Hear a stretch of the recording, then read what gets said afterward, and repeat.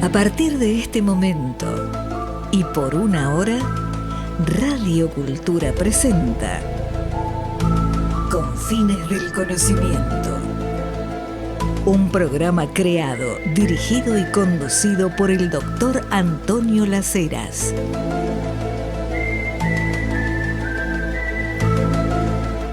Buenas noches a todos y cada uno. Gracias los mensajes que hemos recibido de distintos lugares de la República Argentina, de España, de México, del Uruguay, de Chile, Perú, cuántos lugares que se escucha este programa, y gracias a eso, con los mensajes que ustedes nos escriben, voy organizando de qué temas exponer en cada edición.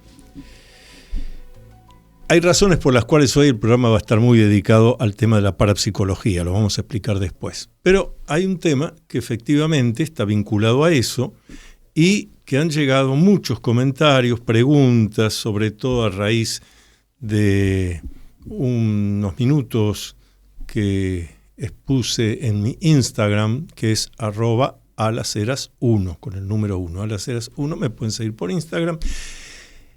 Porque recibí muchos mensajes diciendo que hay gente en las redes sociales que se presenta como medium, entendiendo por medium una persona que dice que puede estar en comunicación con el espíritu, el alma, como lo quieran llamar, de alguien que desencarnó. Es decir, una persona que vivió aquí en la Tierra, fallece, muere, lo que nosotros llamamos desencarnar, porque la vida continúa, y desde ese otro lugar la persona se comunica a través del medium. Eso dice el medium. Entonces la pregunta era, pero doctor Las Heras, desde la parapsicología sobre todo, ¿qué se puede decir de esto?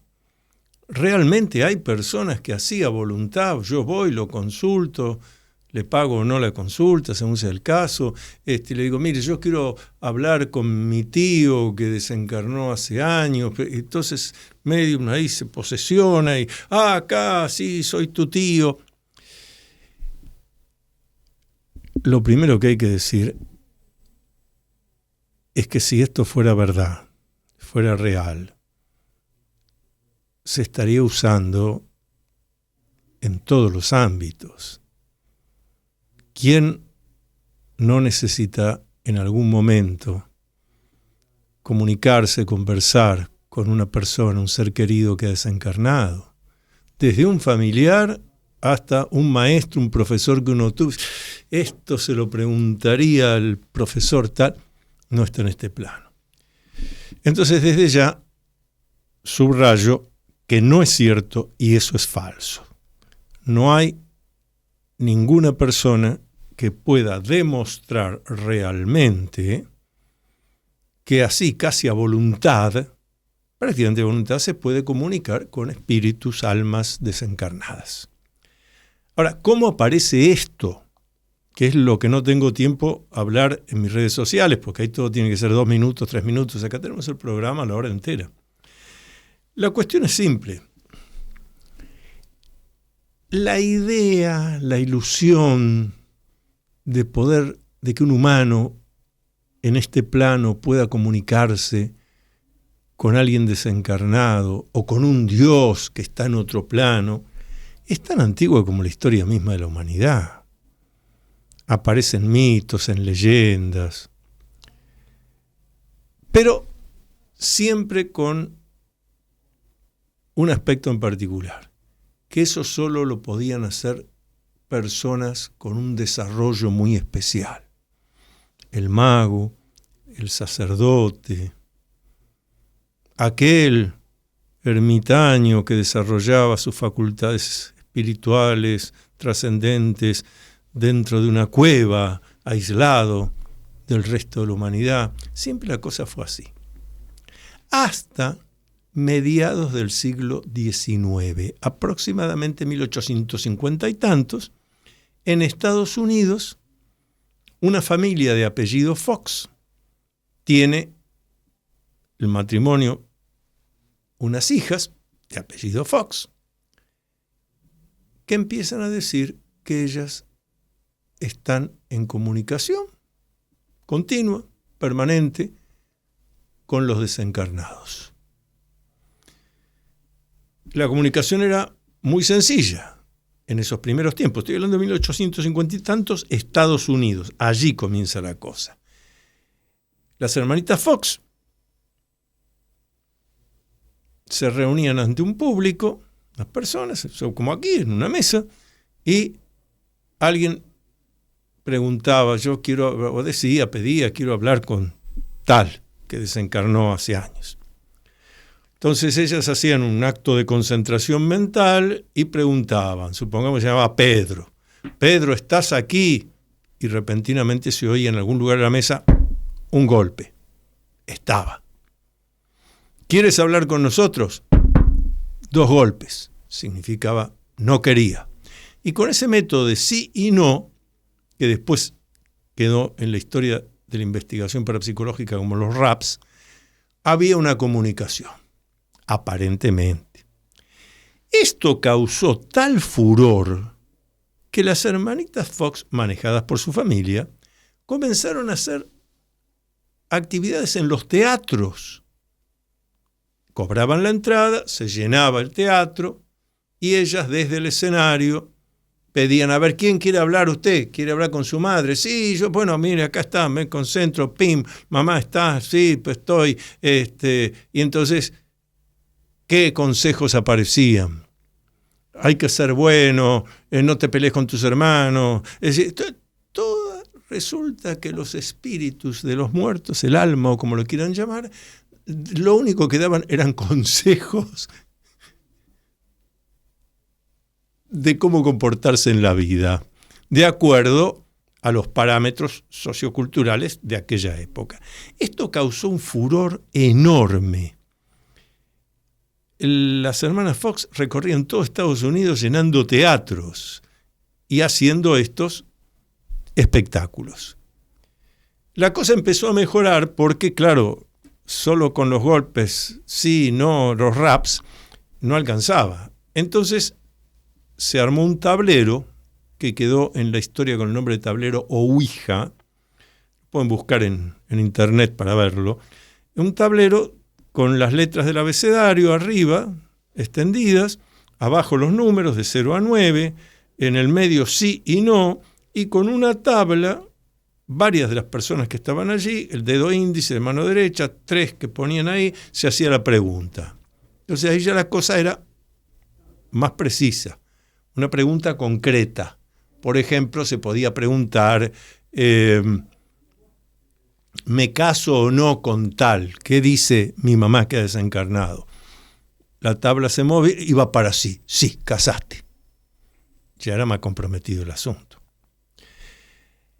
Esto genera tal furor, porque siempre era atribuido a que los desencarnados se estaban manifestando en este plano.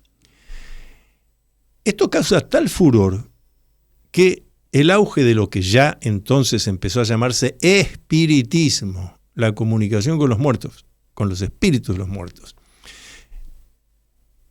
cruza el Atlántico y llega a Europa.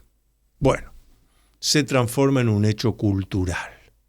Cualquier persona que se llamara persona de la cultura, escritor, escultor, artista plástico, autor de obras de teatro, lo que era espiritista, se había convertido al espiritismo. Eso era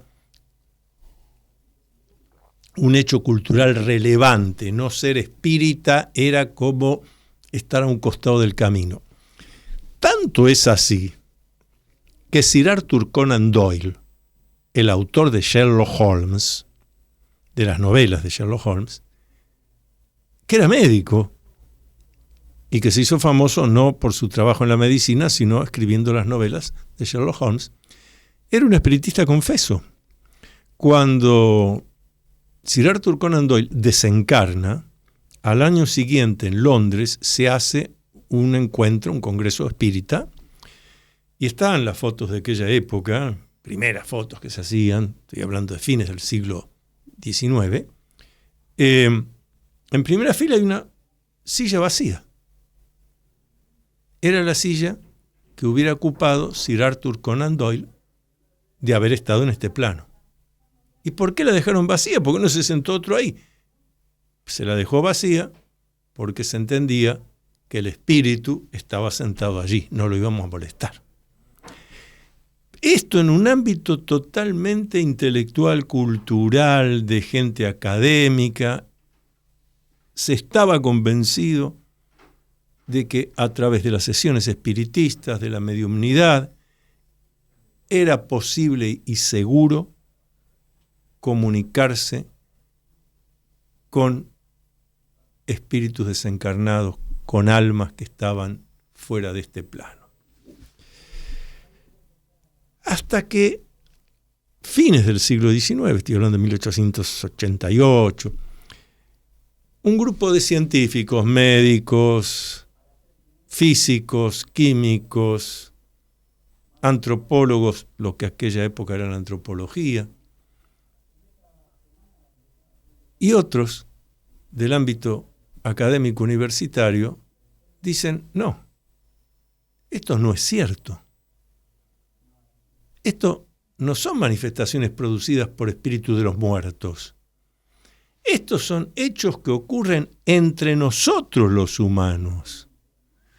Cuando el médium dice algo que coincide con un conocimiento que solo tiene el consultante, no es que se lo transmitió el espíritu desencarnado que está en el cielo, sino que lo captó mentalmente, es el comienzo de lo que va a ser la telepatía, el entendimiento de que tenemos esa facultad, y lo captó y el médium está creyendo, él cree que está en comunicación con el desencarnado, pero está captando la información del mismo consultante, cuando éste la tiene. Cuando no la tiene, como lo voy a contar más tarde, no hay forma de hacerlo. Bien, se crea entonces la primera entidad científica de lo que va a ser la parapsicología, The Society for Psychical Research, Londres. Todavía existe esta institución. Esto es, apenas estamos entrando en tema, así que vamos a continuar. Antes de hacer la pausa, les recuerdo que preguntas, comentarios, consultas las pueden hacer directamente a mi WhatsApp, no llamadas de teléfono, porque no atiendo. Directamente a mi WhatsApp, que es 11 49 49 28 50. 11 49 49 28 50. Ahora, durante el programa o en cualquier momento que quieran, me dejan su pregunta, su consulta, y con gusto, según de qué se trate, les contesto directamente o la respondemos aquí en el programa. Pausa. Todas las actividades del Dr. Antonio Las Heras, investigaciones, cursos, libros publicados, conferencias, están en su web www.antoniolaceras.com. Entonces, recuerda visitar www.antoniolaceras.com.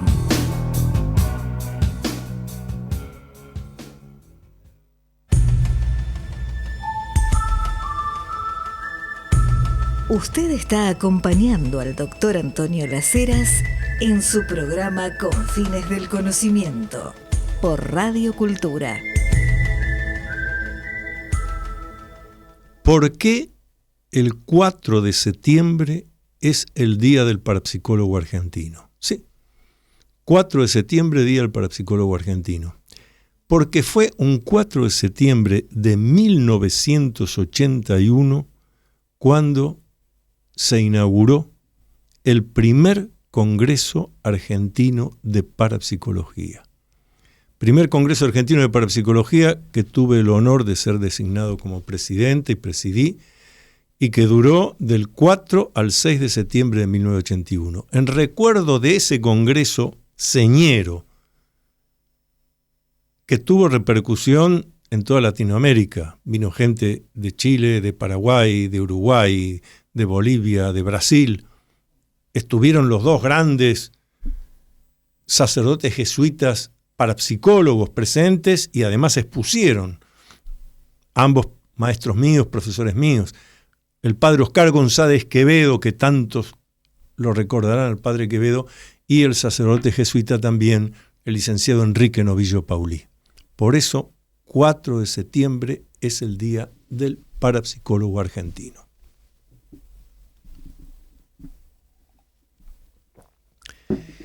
Me preguntaban sobre algunos de mis libros. Sí, pero antes quiero agradecer a Editorial Kier, que me ha enviado, y lo estoy leyendo, este extraordinario texto, muy necesario en castellano, no estaba en la edición castellana, de Jesse Weston, Los orígenes ocultos del Grial, del ritual a la novela, mito, rito y símbolo en la tradición artúrica. Los orígenes ocultos del Grial. Miren, es un libro imperdible. Está vinculado a temas que yo he abrazado, como el legado de Carl Gustav Jung. Les leo la contratapa, es de Editorial Kier. Los orígenes ocultos del Grial. Y si el Santo Grial no fuera solo un símbolo cristiano, sino el vestigio velado de antiguos misterios de iniciación, esta obra revolucionaria de Jesse Weston, publicada en 1920, por eso les decía que es muy necesaria esta edición en castellano, marcó un antes y un después en la interpretación de las leyendas artúricas. Del ritual a la novela no solo impactó al mundo académico, 1920, sino que dejó una huella profunda en pensadores como Carl Gustav Jung, Joseph Campbell y la discípula de Jung, María Luisa von Franz. Lo recomiendo, Es para leer despacio, ir subrayando, volver, decir, a ver, ¿a dónde me lleva esto? Libros muy necesarios. Y continúo con el tema de cómo se fue desarrollando el espiritismo y cómo el espiritismo fue la fuente que llevó a que se constituya esta ciencia, esta disciplina científica dentro de las ciencias humanísticas, que es la parapsicología. Porque, como les decía, fines del siglo XIX, The Society for Psychical Research, los investigadores, todavía existe la entidad, sigue publicando su revista, con investigaciones hechas siguiendo la metodología de la investigación científica. El cálculo estadístico, el análisis de variables, y ahí fuimos avanzando hasta darnos cuenta que lo que en una época, es muy importante esto que voy a señalar, en una época antigua se atribuía a los dioses, en otra época también antigua a los demonios. Claro, a medida que Occidente, sobre todo, fue ingresando en el entendimiento de la ciencia como aquello que se puede medir, que se puede analizar, el análisis reflexivo racional, etc., los fenómenos que seguían existiendo dejaron de atribuirse a los dioses y a los demonios. O sea, ¿a qué lo teníamos que atribuir? Si no eran los dioses, no eran los demonios, a las almas, a los espíritus de los desencarnados. Claro, tenía que ser algo que estuviera fuera de nosotros, algo del más allá. Todos estos fenómenos que fueron atribuidos a dioses, a demonios, a espíritus, etc., hoy los explica la parapsicología perfectamente. Y ese es el tema más delicado y más controvertido, porque los parapsicólogos lo que decimos es, esos fenómenos son reales, existen. Los causamos, los provocamos y los mantenemos nosotros los humanos. Y las investigaciones han demostrado cosas muy conmovedoras. Para entender que el humano es, no solo el humano es mucho más que reacciones físico-químicas, sino que en el humano hay esencias trascendentes, como es lo que originalmente se llama lo psíquico, bien trabajado por Sigmund Freud, Carl Gustav Jung, el psicoanálisis, es decir, la existencia de lo consciente y lo inconsciente, y también el factor parapsicológico.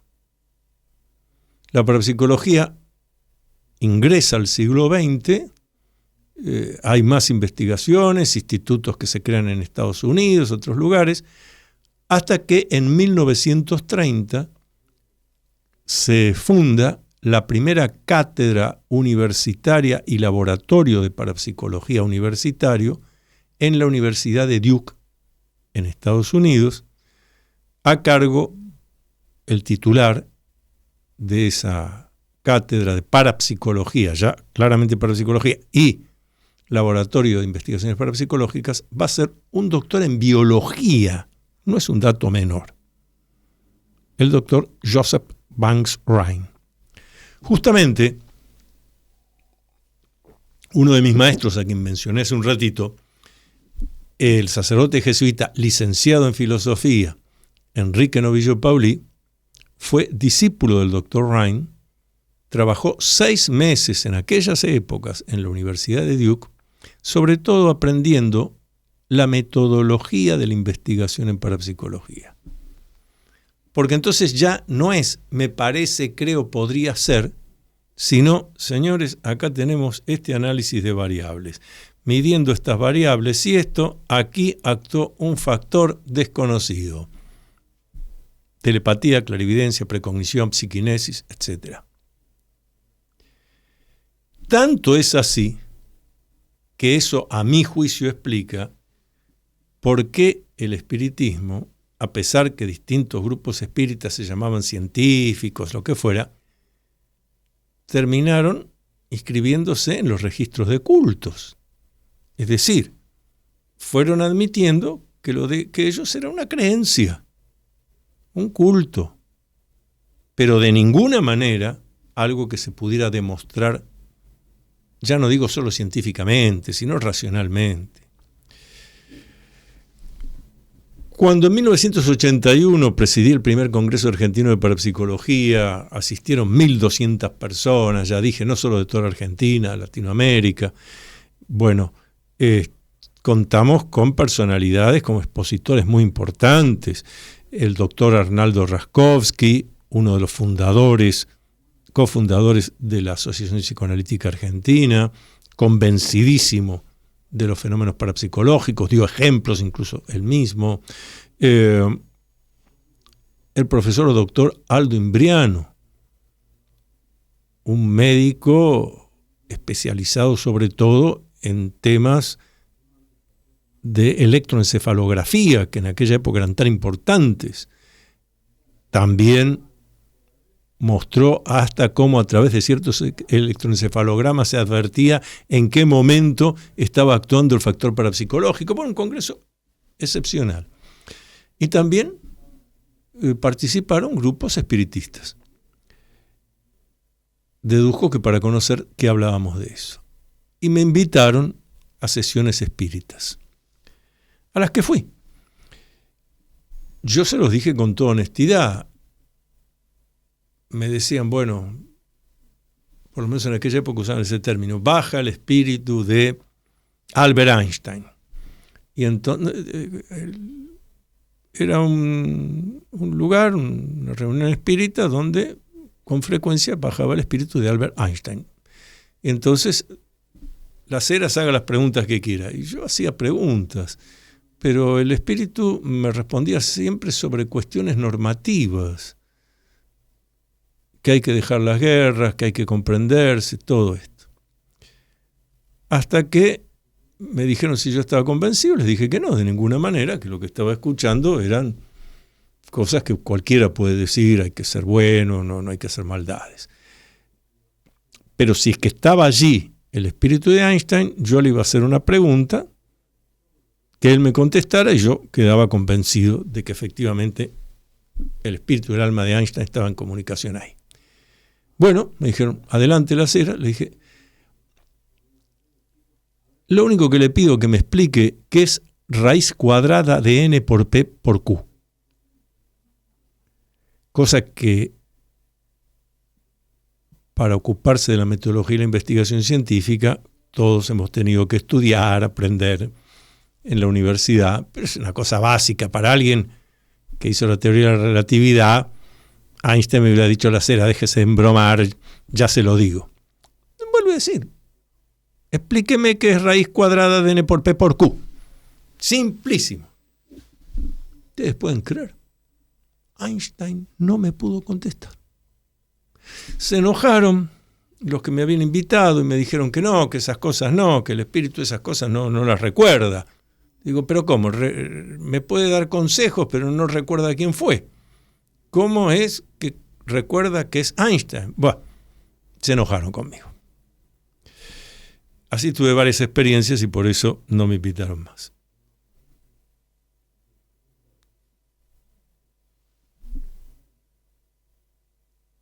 De haber sido realmente una comunicación con algo del más allá, la pregunta que yo hice era tan simple. Para alguien que se dedicó toda la vida a esas cosas. Yo le hice una pregunta como a cualquiera de nosotros, decir, che, ¿cuánto es do más do más do? 6. No embrome más, pasemos. Entonces, no es que los parapsicólogos digamos, esos fenómenos no existen. Sí, existen, pero tienen que ver con todos nosotros. A través de la telepatía. ¿Qué pasó ahí en ese grupo? En ese grupo no había gente, ese grupo espírita, no había gente, y el medium menos, el que decía ser medium menos, no era una persona que conociera de esta temática. Si hubiera conocido, hubiera venido la respuesta, y entonces yo hubiera tenido que hacer una pregunta de mayor envergadura. Yo he estado presente en casos donde usando el tablero Ouija, alguien del público que no conocía, y me consta que no conocía a los que movían el tablero Ouija, alguien del público hizo una pregunta delicada, grave, y con el tablero Ouija esa gente respondió con precisión. Y la persona que estaba ahí dijo, hice esta pregunta precisamente porque pensé que no iban a poder responderme. Los felicito. Es verdad, lo que yo pregunté es así. Claro. Pero la respuesta estaba en quien había hecho la pregunta. Entonces lo que hubo fue una captación telepática. No hay necesidad de apelar a espíritus de los muertos. Y sí, y acá me pongo enfático, hay necesidad de tomar conciencia de las capacidades que los humanos tenemos. Sobre eso vamos a seguir hablando enseguida. Les recuerdo mi WhatsApp para que hagan preguntas, comentarios, consultas. Si son temas para responder acá, los respondemos públicamente, y si no, les respondo de manera individual. WhatsApp, no llamados telefónicos porque no atiendo. Llamados de WhatsApp, a mi WhatsApp que es 11 49 49 28 50. 11 49 49 28 50. Pausa. ¿Ya leíste el nuevo libro del doctor Antonio Las Heras? Se titula Atrévete a vivir en plenitud. El libro Atrévete a vivir en plenitud. Puedes pedirlo por Mercado Libre o en locales de librería Cúspide.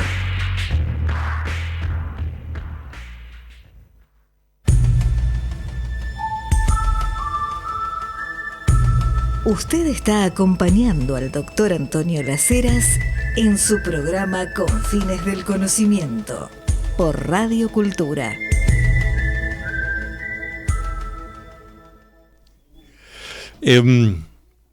Sobre mis libros me estaban preguntando. Sí, tengo acá 3 para recomendarles. Pero antes, acuérdense que mañana, 4 de septiembre, Día del Parapsicólogo Argentino, voy a dar precisamente una conferencia titulada ¿Qué es la parapsicología? Gracias por los mensajes que están llegando.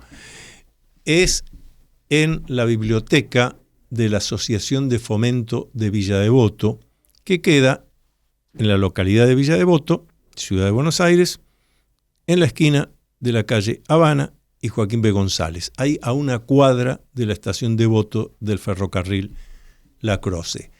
Mañana, jueves 4 de septiembre, 18 horas, entrada libre y gratuita. Voy entonces a estar hablando y también respondiendo las preguntas de quienes vengan, ¿qué es parapsicología? En la biblioteca de la Asociación de Fomento de Villa Devoto. El sábado voy a hacer un taller que se llama Taller de Desarrollo del Poder Mental. Esto en mi instituto que está en el barrio de Congreso. Eso ya requiere inscripción. Abierto a todo público, es decir, no hay que tener estudios previos, nada, es arancelado, eso sí, mientras que lo de mañana es entrada libre y gratuita. Mi conferencia de mañana, Día del Parapsicólogo, entrada libre y gratuita. El taller de 15 a 17 horas, Desarrollo del Poder Mental, que doy en mi instituto en el barrio de Congreso, sí requiere inscripción previa y es arancelado. Los que quieran participar, me mandan un mensajito acá al WhatsApp. 11 49 49 28 50. 11 49 49 28 50. ¿Qué es desarrollo del poder mental? Que es lo que ahora voy a explicar, por eso tengo uno de los libros, por unas preguntas que me hacen. Desarrollo del poder mental es que cada uno pueda comprender que habita en nosotros una capacidad que si la entrenamos, la desarrollamos, nos permite concretar nuestros deseos positivos de vida, resolver exitosamente dificultades, problemas imprevistos, que eso es estar vivo. Estar vivo es que cada mañana yo me puedo levantar y decir, bueno, ¿qué dificultades, qué problemas que hay que resolver hoy? ¿Qué cosa mandé a hacer y salió mal? Bueno, vamos a ver por qué salió mal, me voy a hacer cargo de eso. Esto, el poder está en mí. El poder está en mí en la medida que yo decida entrenarme a desarrollarlo. Y en eso sí que no importa qué edad cronológica tiene usted, qué ha estudiado, no. Yo lo comparo siempre con la gimnasia física. A eso sí, vamos al gimnasio, que el entrenador nos diga qué tenemos que hacer, que, mira el cuerpo que tengo. ¿Vieron? A cualquier edad uno puede ir al gimnasio y según su situación el entrenador lo va a ir entrenando y usted va a mejorar. El cuerpo. Lo que yo les estoy diciendo es que también hay que entrenar el psiquismo. Carl Gustav Jung, el famoso sabio suizo, Carl Gustav Jung, que allá por 1940 era el psiquiatra más prestigioso de toda Europa. Lo contrataban, vivía en Suiza, pero lo contrataban para ir a atender consultas a Londres, a Berlín, a París. El psiquiatra más prestigioso de toda Europa. Tiene una frase que a mí me llama la atención porque no se repite más seguido. Esto lo digo con ironía porque tengo claro por qué no se repite más seguido. Porque si se repite más seguido, está el título de mi libro, Atrévete a vivir en plenitud. Ahora voy a explicar. La vida es para atrevidos. La vida es para el que se atreve. Jung dice, finalmente, nada ocurre en el mundo exterior que previamente no esté configurado en el psiquismo de uno. ¿Ustedes se dan cuenta la importancia y la gravedad de lo que acabo de decir? Está perfectamente traducido al castellano. Repito más despacio.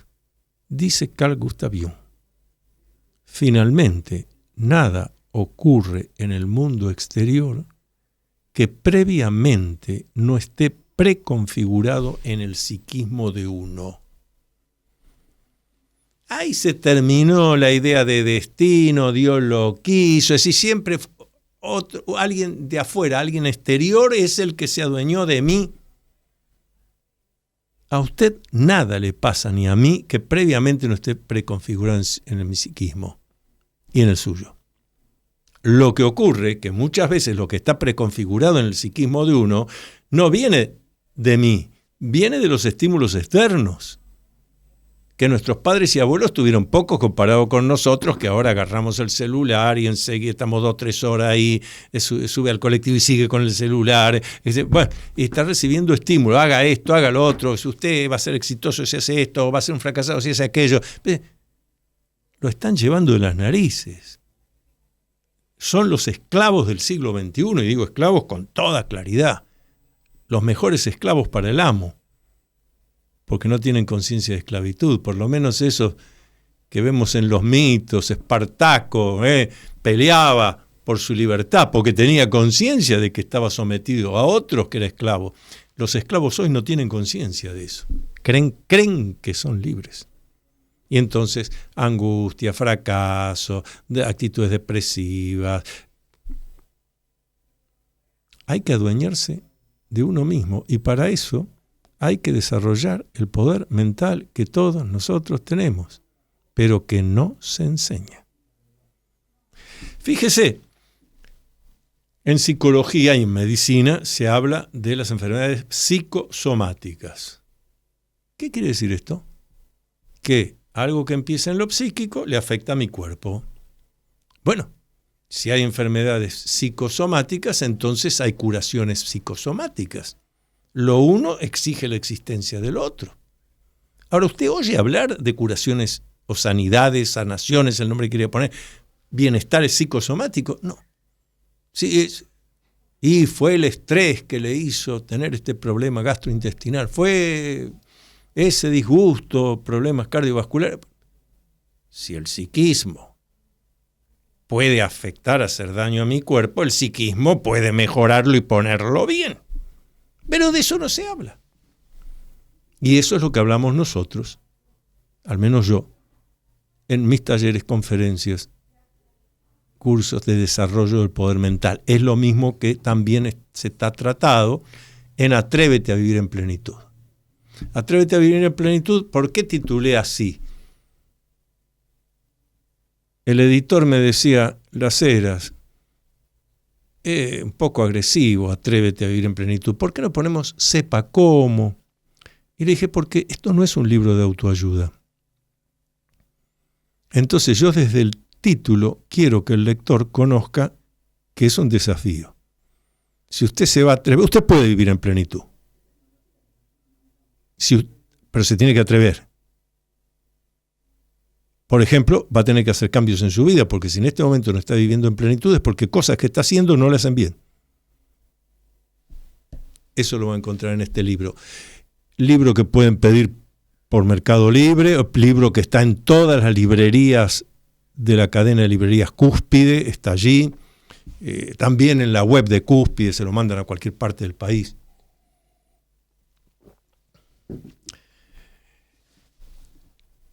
Estos son temas que a mí me hacen reflexionar mucho.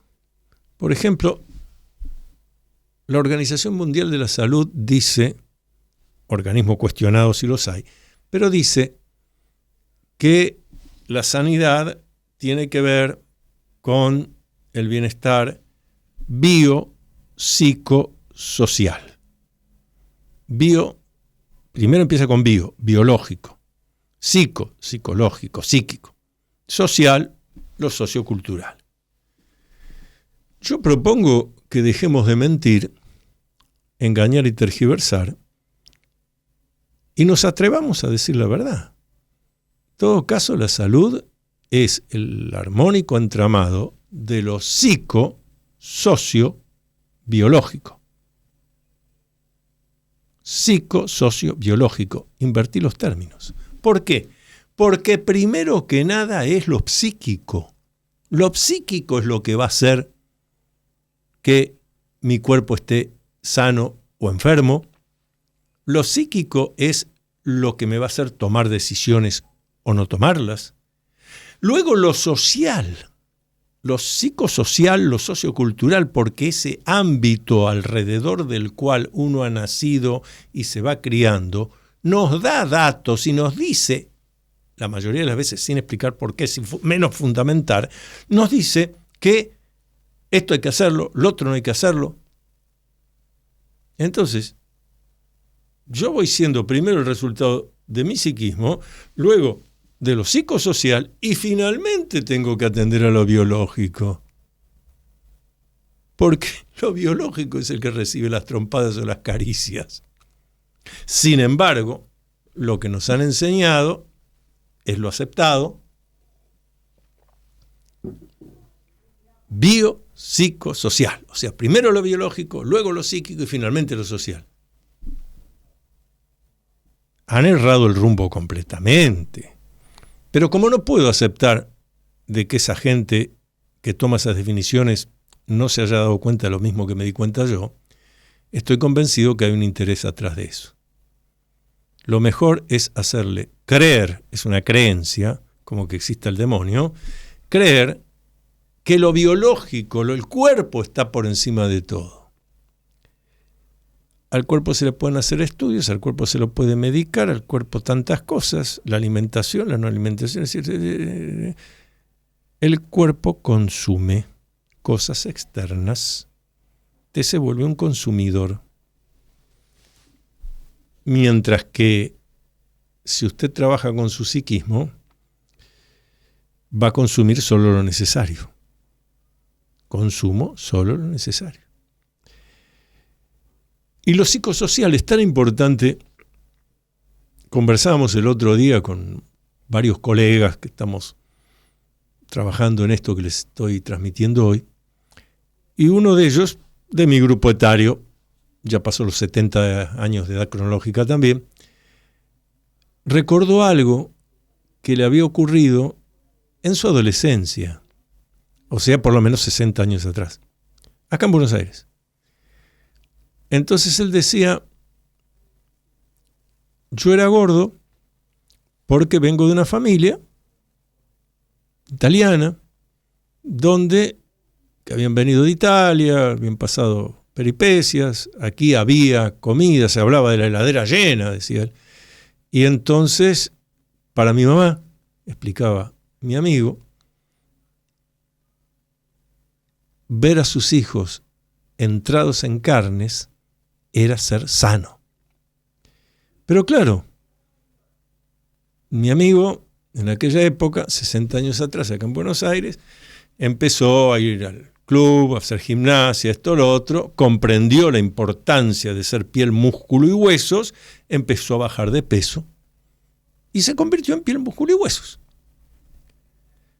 Y nos decía en la reunión esta, dice, yo llegaba a casa contento del gimnasio, en esa época no se llevaba mochila, se llevaba un bolso, contento, entraba a casa, mi madre me miraba y se ponía a llorar. Y me decía, mirá lo flaco que está, lo mal que estás, te vas a enfermar. Y yo conocía ya en esa época, se empezó a enseñar, no, peso de más, no, esto, lo otro.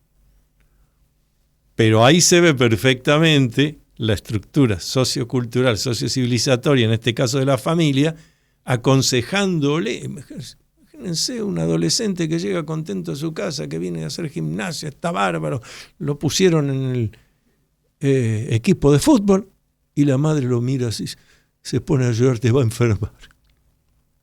Bueno, pero es lo que se creía. Y esta persona pudo zafar de esos mandatos parentales, en este caso maternales. Pudo zafar, darse cuenta, no, mamá está equivocada, yo estoy haciendo lo correcto, malo que llore, pero lo que ella me está pidiendo me daña. En su desconocimiento, porque en esa época y determinada estructura sociocultural, si vos eras gordo, era bueno eso. Bueno, así influye, este es un buen ejemplo, así va influyendo en cada uno de nosotros. Entonces fíjense que lo biológico es al final, lo psíquico, lo psicosocial y finalmente lo biológico. El cuerpo es el resultado de mi psiquismo y de lo psicosocial. Vamos a hacer la última pausa del programa. Les recuerdo el WhatsApp, mensajes, comentarios, consultas, 11 49 49 28 50. 11 49 49 28 50. Última pausa del programa. How do you define normal? Seguramente escuchaste hablar mucho sobre masonería, pero ¿qué conoces realmente de los enigmas y misterios de la masonería? Descubrí todo sobre masonería leyendo el libro del doctor Antonio Las Heras titulado Masonería en la Argentina, Enigma, Secreto y Política. Masonería en la Argentina, Enigma, Secreto y Política está disponible en librerías Cúspide y por Mercado Libre.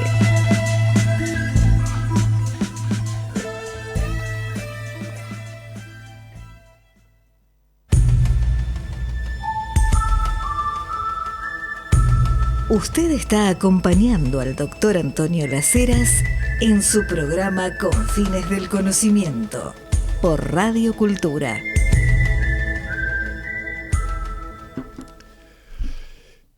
Va terminando el programa, todavía nos quedan unos 12 minutos. Por supuesto, terminamos acá. Ya conocen ustedes a dónde vamos con todo el equipo.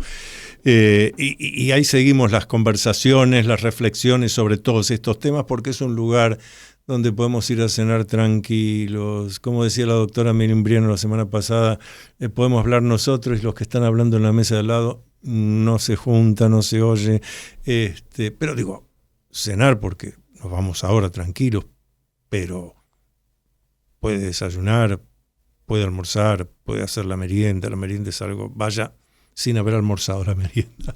Me refiero al restaurante confitería del Club del Progreso, allí en la calle Sarmiento 1334. Cuadras del Obelisco, a pocas cuadras del Obelisco, un edificio señorial, el edificio del Club del Progreso. Usted almuerza, cena, merienda, desayuna, rodeado de tapices. Pero si el clima está lindo, se puede ir al fondo. Hay las plantas, el cielo despejado, ve la parrilla ahí, que están haciendo lo que usted pidió en el acto. El restaurante del Club del Progreso, confitería ahí en Sarmiento 1334. Más que recomendadísimo. Y si no, busquen la información en el Instagram del restaurante del Club del Progreso. Tiene más o menos 1 millón de seguidores, por algo será.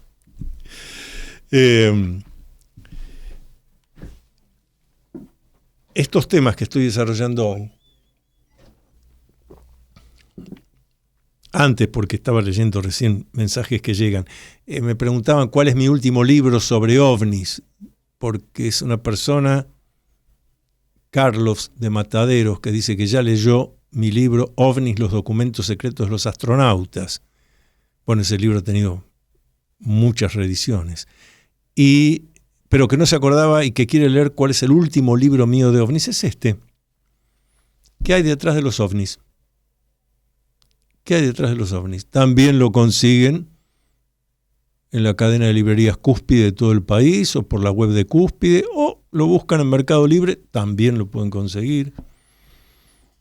Masonería en la Argentina, Enigma, Secreto y Política, también en librerías Cúspide, o por Mercado Libre. Esos son mis recientes libros, junto con Atrévete a vivir en plenitud, que ya hablé antes.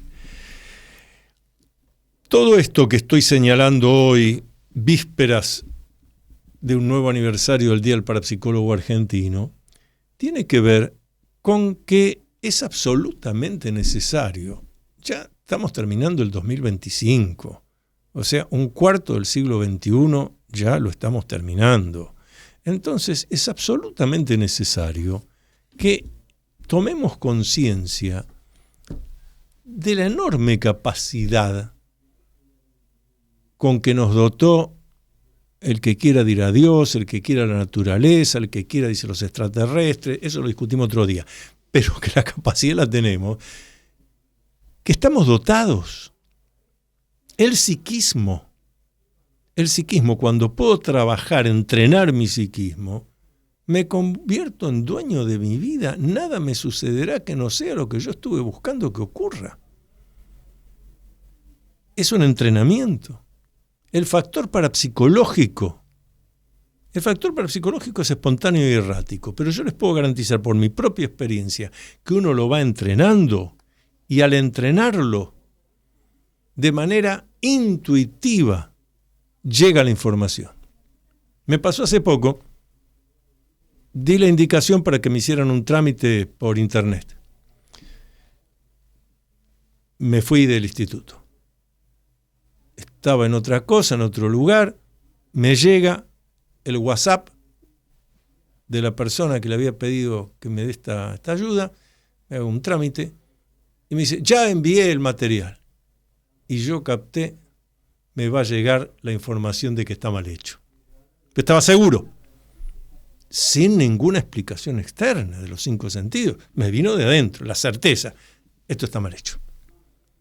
Bueno, a las pocas horas me llega el mail diciendo, esto está mal hecho.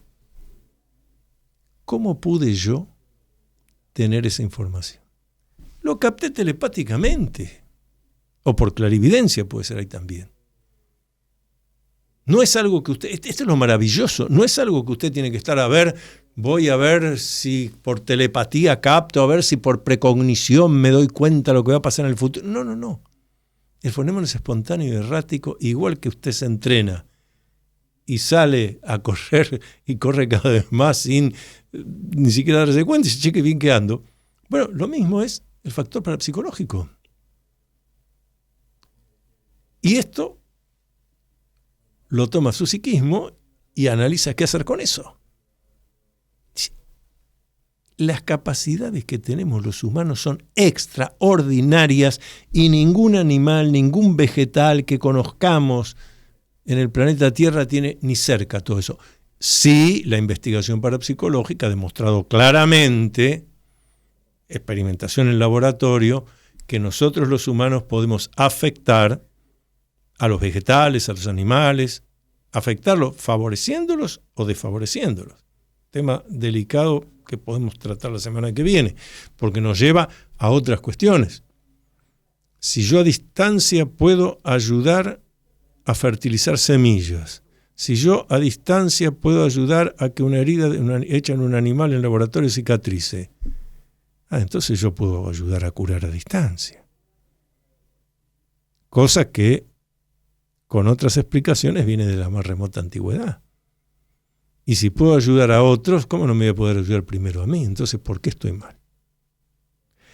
Estas son las razones, entiendo yo, por las cuales todo esto se ha ido ocultando. Porque estaba viendo en la pausa algunas de las llamadas a mi WhatsApp, al 11 49 49 28 50, donde me decían, pero doctor Las Heras, ¿por qué no se habla de esto? Pero esto es extraordinario, nosotros lo vamos a seguir hablando. No se habla de esto porque si usted se convierte en persona libre, mire, va a dejar de ser consumidor de muchas cosas, se va a sentir bien, va a utilizar sus propias facultades y, como decía Jung en el principio de individuación, se va a convertir en único e irrepetible, no en uno más de la manada, va a ser único e irrepetible. Se nos terminó el programa, le agradecemos mucho a Leonardo Giusti, todo el trabajo ahí cibernético, demás, y también le vamos a ayudar, también además porque nos hace reír un poco con sus humorismos, a Viviana del Río, no solo productora, sino que además nos hace reír acá a todos, exactamente. Nosotros seguimos, bueno, mañana feliz día del parapsicólogo para todos los colegas. Miércoles que viene seguimos aquí por Radio Cultura.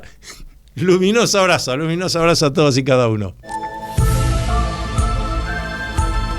Hasta aquí, usted acompañó al doctor Antonio Las Heras en su programa Con Fines del Conocimiento. Regresamos el próximo miércoles a las 20 horas por Radio Cultura.